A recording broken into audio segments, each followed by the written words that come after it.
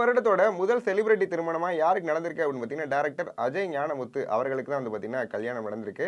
Director Ajay Gnanamuthu முதல்ல என்னென்ன படங்கள்லாம் இயக்கியிருக்காரு அப்படின்னு பார்த்தீங்கன்னா, ஃபர்ஸ்ட் வந்து டிமாண்டிக் காலனி 1 வந்து இயக்கியிருக்காரு.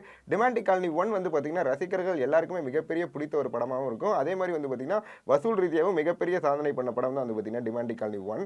அடுத்ததாக வந்து பார்த்தீங்கன்னா, கோப்ரா அப்படிங்கிற ஒரு படம் வந்து எடுத்தினாரு. இந்த படம் வந்து பார்த்தீங்கன்னா, விமர்சனம் ரீதியா வந்து பார்த்தீங்கன்னா, சில தொய்வுகள் வந்து ஏற்பட்டிருந்தாலும், அதே மாரி வந்து பார்த்தீங்கன்னா, வசூல் ரீதியாவும் அதே மாரி விக்ரம் சார் ஃபேன்ஸ் எல்லாருக்குமே வந்து பார்த்தீங்கன்னா, இந்த படம் ரொம்ப ஒரு பிடித்த படமாவே இருக்கும்னு சொல்ல முடியுது.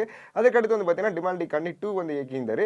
போன வருடத்தோட மிகப்பெரிய ஹிட்ல அந்த படம் வந்து லிஸ்ட்ல இருந்துச்சு. கண்டிப்பா வந்து பார்த்தீங்கன்னா, டிமாண்டி காலனி 1 அண்ட் 2 வந்து பார்த்தீங்கன்னா, நெறைய பேருக்கு ரொம்ப ரொம்ப பிடிச்ச ஒரு படம் சொல்ல முடியும். எஸ்பெஷலி வந்து பார்த்தீங்கன்னா, ஹாரர் த்ரில்லர் ஃபேன்ஸா இருக்காங்க பார்த்தீங்களா, அவங்க எல்லாருக்குமே அந்த படம் ரொம்ப ரொம்ப பிடிக்கும்.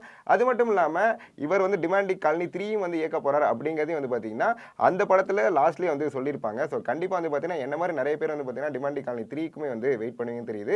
அதற்கடுத்து என்ன படம் பண்ண போறாரு அப்படின்னு பார்த்தீங்கன்னா, இப்போ விஷால் அவர்களோட வந்து பார்த்தீங்கன்னா, இந்த வருஷத்துல ஒரு நியூவா ஒரு ப்ராஜெக்ட் வந்து சைன் பண்ணியிருக்காரு. அந்த படம் வந்து பார்த்தீங்கன்னா, கூடிய சீக்கிரம் இந்த இயர் எண்ட்ல இருந்து லாஸ்ட்டா ஷூட் போறாங்க அப்படிங்கிற மாரி வந்து பார்த்தீங்கன்னா, சின்னதா அப்டேட்லாம் வந்துட்டு இருக்கு. ஸோ இப்போ இவரோட கல்யாணம் வந்து பார்த்தீங்கன்னா, நேத்து நடந்திருந்திருக்கு. இந்த கல்யாணத்துக்கு முதல்ல யார் யாரெல்லாம் வந்திருந்தாங்க அப்படின்னு பார்த்தீங்கன்னா, விக்ரம் அவர்கள் வந்து வந்திருக்காங்க. அதே மாரி வந்து பார்த்தீங்கன்னா, புரொடியூசர் ஞானவேல் ராஜா அவங்களும் வந்து வந்திருக்காங்க. அதற்கடுத்து வந்து பார்த்தீங்கன்னா, அசோக் செல்வன் அவங்களோட ஃபேமிலி எல்லாரையுமே கூப்பிட்டு வந்து இந்த ஃபங்ஷன் வந்து அட்டெண்ட் பண்ணியிருக்காரு.